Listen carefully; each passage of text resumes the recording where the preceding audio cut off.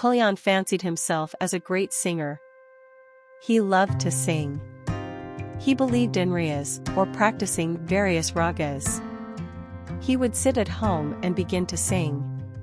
But the moment he began singing, his father would shout at him, "Don't start again, Kalyan. Go someplace where there's no one around and practice." If his father was not at home and Kalyan started singing, the neighbors would knock at the door. "Please, lower your voice. You are disturbing my child," the neighbor would say. Wherever he practiced singing, people would shoot him away. Kalyan was disappointed with this attitude. "These people have no ear for music," he would say. "But sing I must." One evening, Kalyan went on a long walk outside the city. He saw an ancient temple. Nobody seemed to be around. Kalyan walked into the temple. The priest hurriedly performed the arati and went away, leaving Kalyan all alone. Kalyan was thrilled. At last, he found a place where no one would ask him to stop singing. So, he closed his eyes and sang to his heart's content. His voice flowed through the temple, loud and clear. When he finished singing, Kalyan found it was dark. He headed home.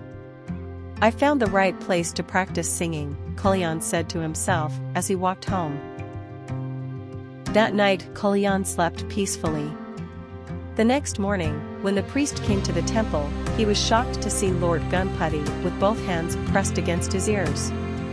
This had never happened before. It was Tuesday, and soon Mucha Raja would be coming to the temple. What would he say? Before he could take any action, royal guards arrived and announced that Mucha Raja was on his way to the temple. Soon enough, Mucha Raja himself entered the temple. He joined his hands in salutation and closed his eyes in prayer. Only when he opened his eyes, he noticed that the Lord had closed his ears, which meant the Lord had not heard his prayer at all. Mucha Raja was furious. Why has the Lord closed his ears? The priest trembled. The minister sent for 3 old wise men who came, who saw and shook their heads in disbelief. This is a bad omen. The Lord of Obstacles is angry with us. We must do special puja, said one wise man. Unless the Lord lowers his hands, some great calamity is going to befall on you, said the second wise man with a long beard. This must be done before sunset. Today, added the third.